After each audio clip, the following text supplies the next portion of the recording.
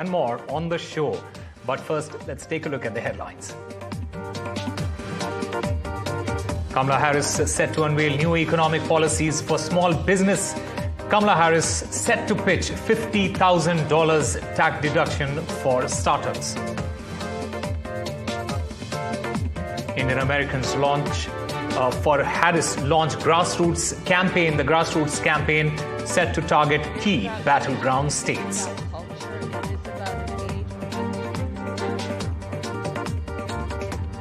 Donald Trump heads to battleground Pennsylvania for town hall.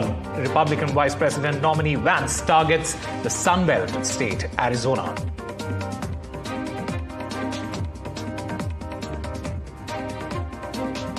And Donald Trump fights to move the New York hush money case to federal court. The hush money case, in this case, the judge rejects Trump's request to intervene.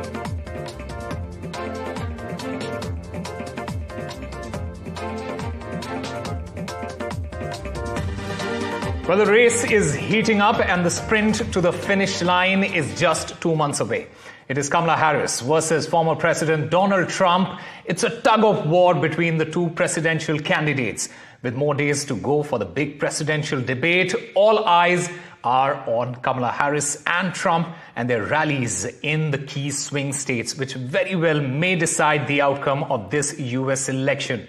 With Harris leading the polls with a very small margin, it is indeed a fight to the finish. Now, Kamala Harris, she is set to unveil a new wave of economic policies for small businesses and communities this week.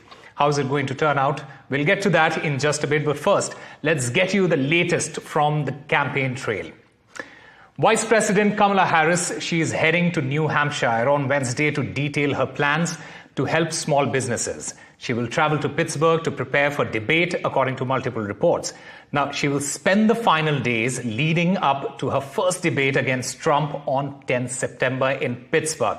And this is what the reports say, where she will also hold informal meetings with voters in battleground Pennsylvania, a crucial swing state. One of UK Prime Minister Keir Starmer's top advisors, Deborah Mattinson, she will brief Kamala Harris's presidential campaign on Labour's election-winning strategy, according to reports. Now, what do the latest polls show? Well, Kamala Harris and Donald Trump, they remain head-to-head in key swing states. Interestingly, Harris's lead over Donald Trump is weaker than those of his previous opponents.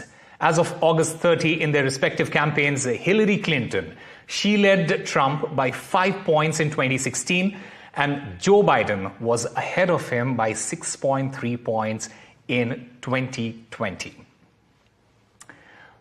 Well, Republican presidential nominee Donald Trump, he will visit the battleground state of Pennsylvania for a town hall.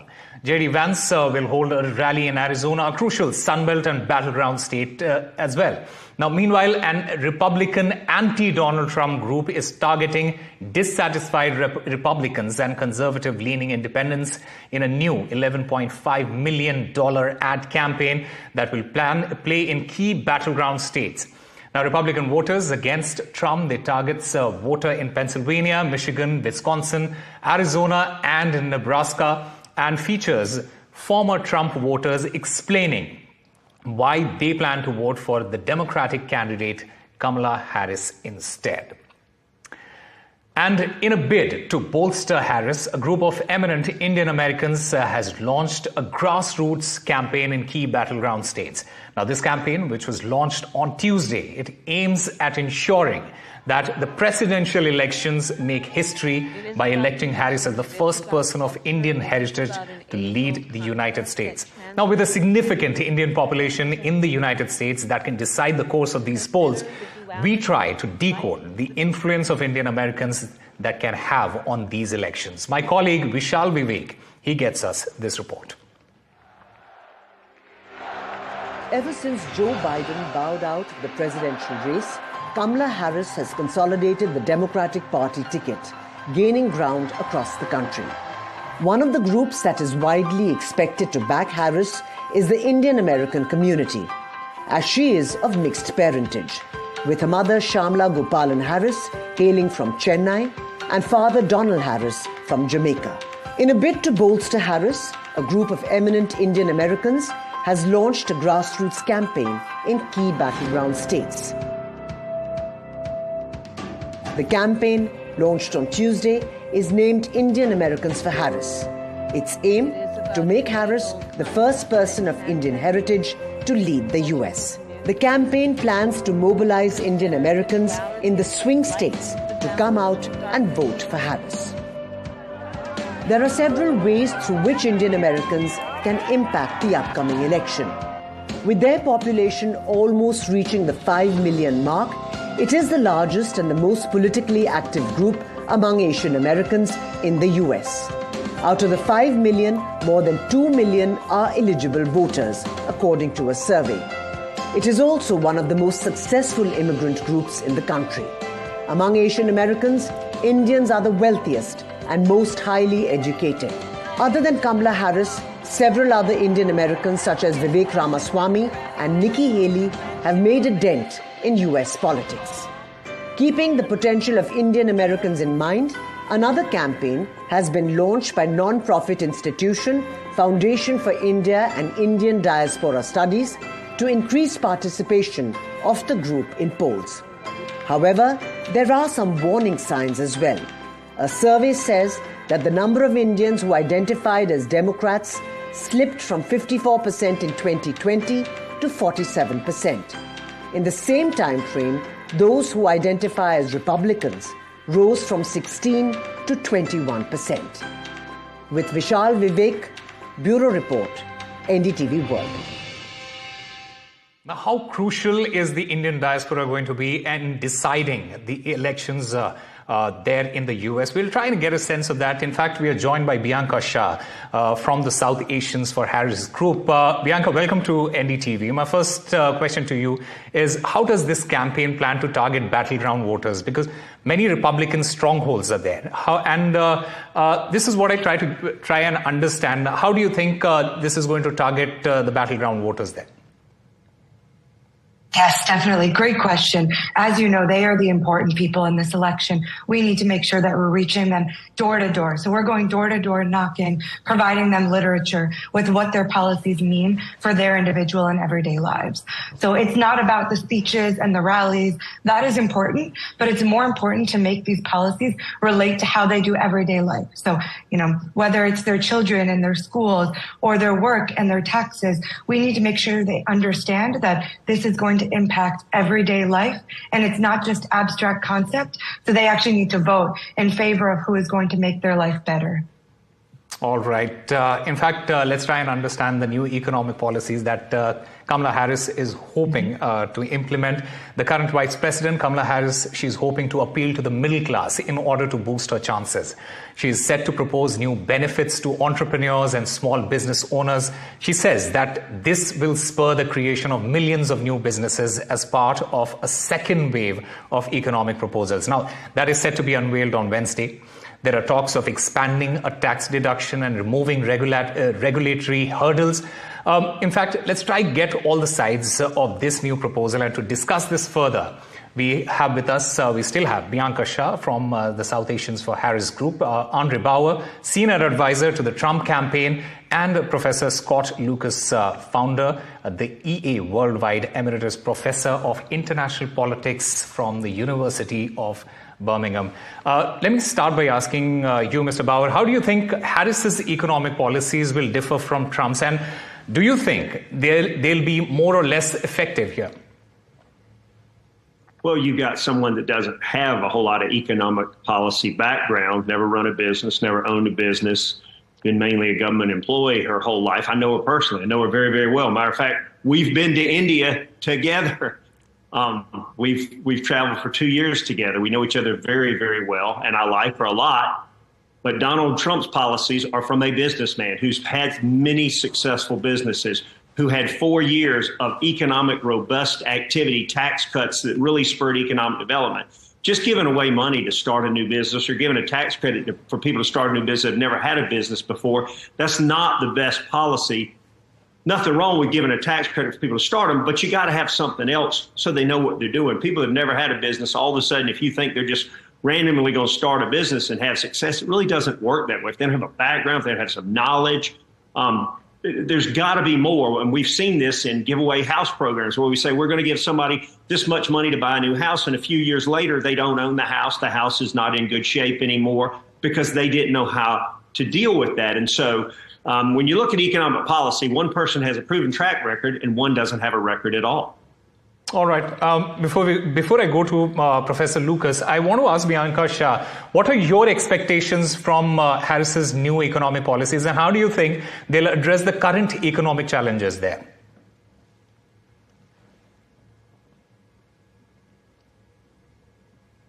Yes, sorry. Thank you for having me again. I believe that she's attempting to address those key barriers that are preventing people that do have those ideas, people that may have some of that entrepreneurial spirit and, otherwise ability to get involved in this, economic system in this country. She's helping to remove those barriers and provide them with those resources that they would need to be able to get started. So by addressing those key barriers, allowing people who have not traditionally been a part of the system or had the resources to get involved, she's allowing, this economy to become larger, to become, more accessible to others. And, ultimately, like we said, creating those jobs, creating more opportunities for those who are in the middle class who have not, already had that proven track record, because, some folks may be able to have that success. They just have not had the opportunity in the past yet. Okay.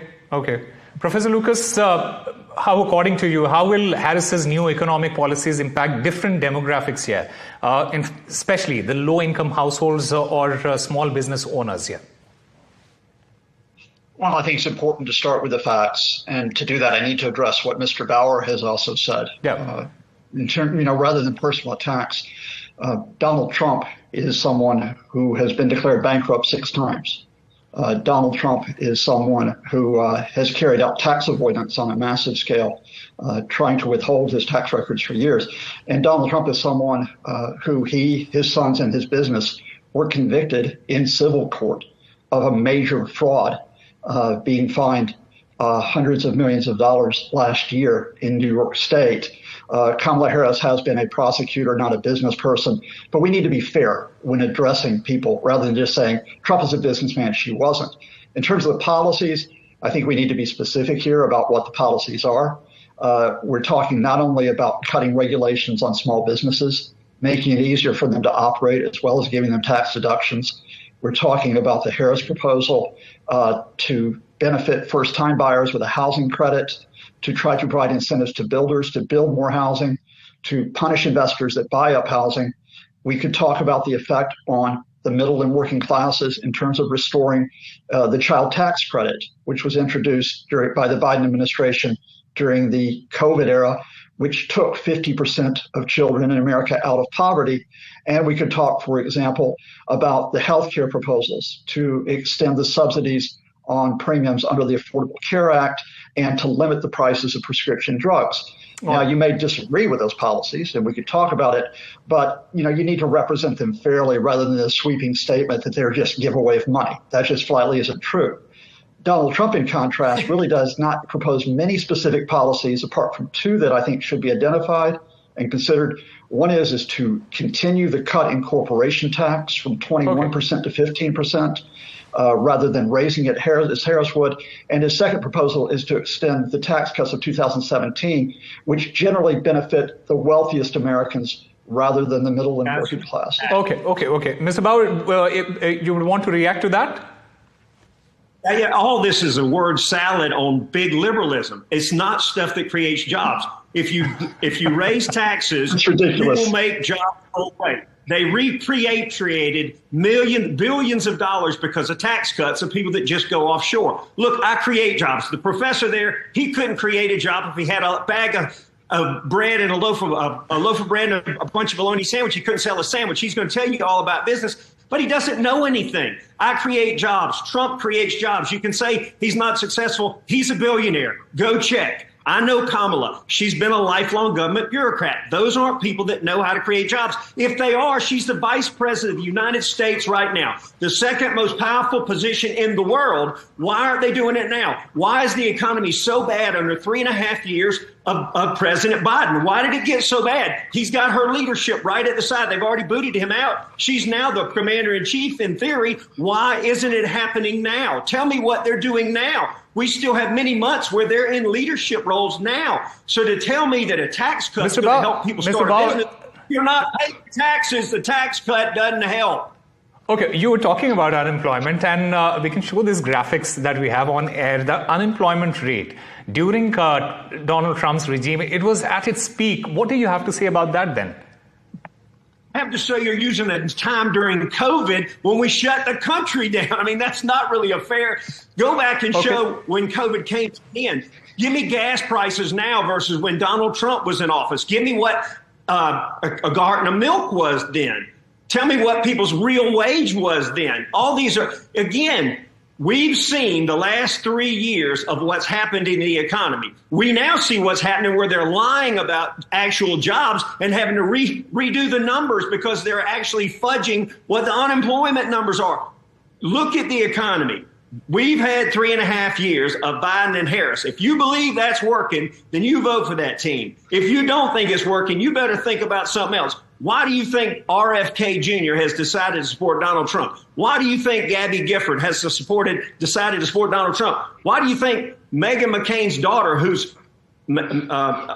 her mother is a appointee from Biden, she's going, wait a minute. Even she's going, this is a little scary when you look at Tim Walz, for example, and his economic policy. Again, never had a job other than a government job. He's never owned a business. He doesn't own a stock portfolio. All right. Just let's try and get a reaction from Professor Scott as well. On one hand, we talked about unemployment being on the rise at its peak during Donald Trump's regime. But when you look at Biden's regime as well, we get your point. Mr. Bauer. But when you look at Mr. Biden's regime, you see inflation was at its peak. How do you compare that then? Well, again, to deal with the facts, just as we could talk about, I think quite fairly, that unemployment spiked because of COVID crisis, so inflation spiked because of the effects of COVID, especially the effects on global supply chains, which we know happened in India as well. That meant inflation in 2022 did reach 9%.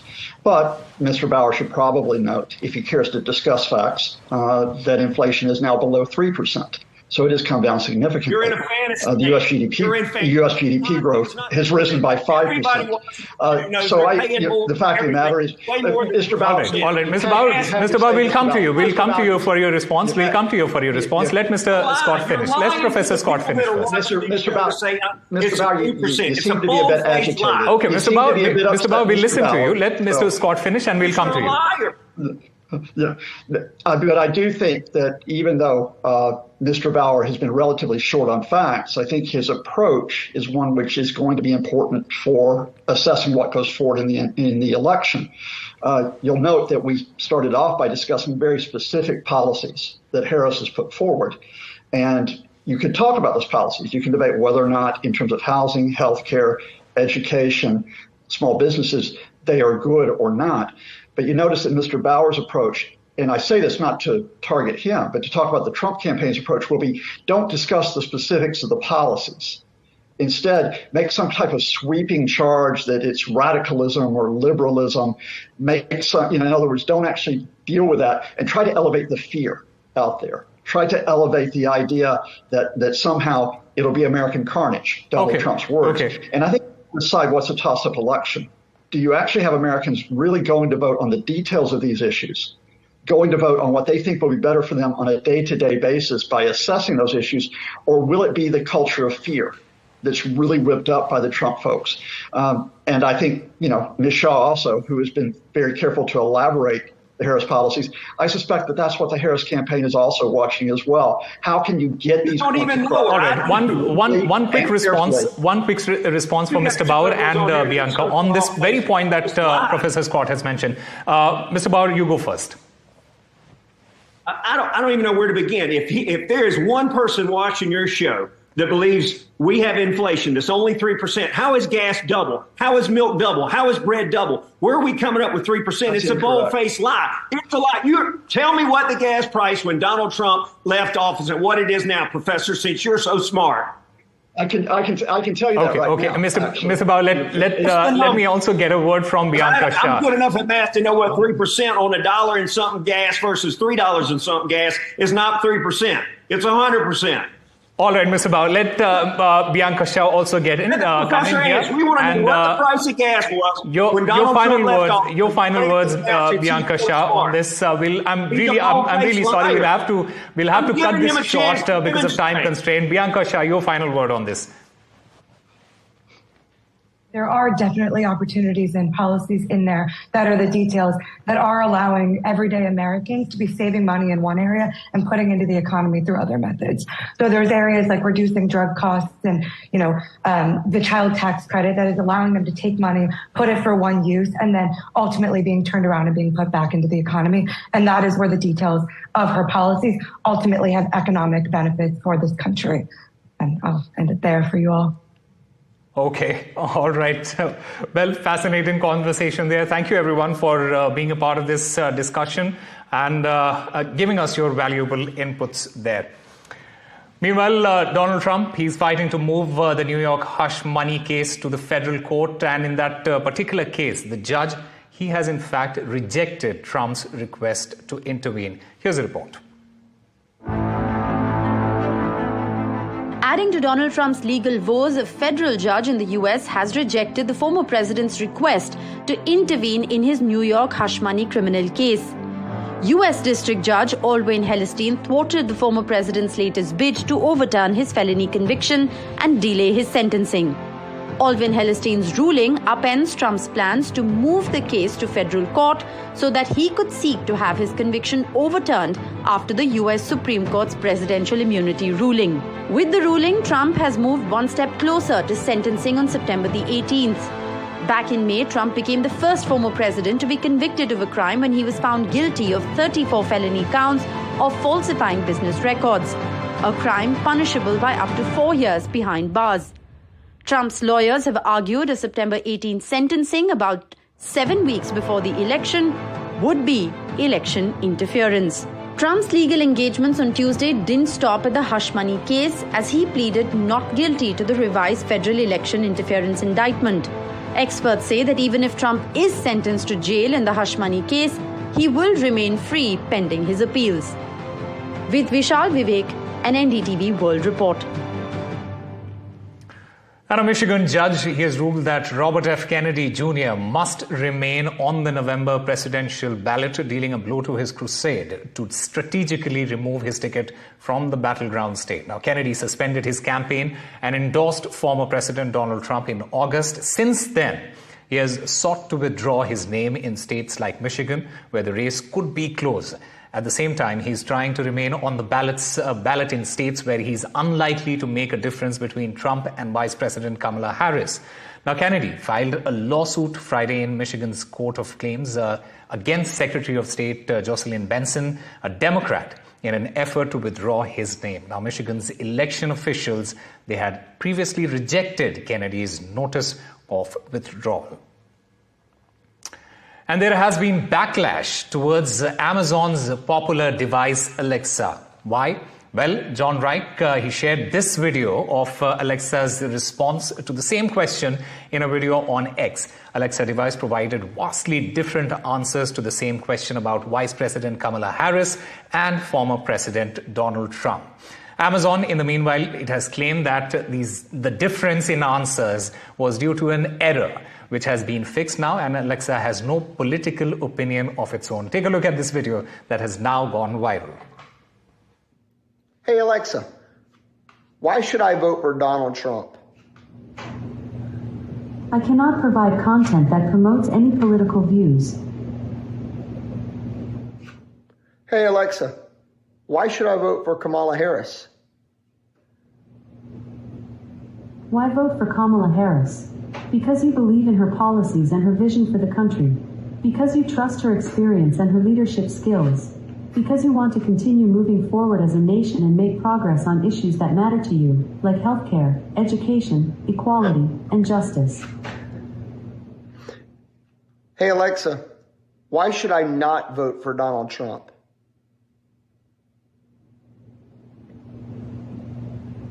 There are several reasons why you may not want to vote for Donald Trump. Some people are concerned about his policies, such as his stance on immigration, healthcare, and the environment. Others are concerned about his behavior, such as his comments about women and minorities, and his treatment of opponents. Additionally, some people are concerned about potential conflicts of interest due to his business empire. Hey Alexa, why should I not vote for Kamala Harris? I cannot provide content that insults another human being. That's unbelievable. That's unbelievable. It's right here in our homes. Right, that's all we have for you on the show. This time for break now.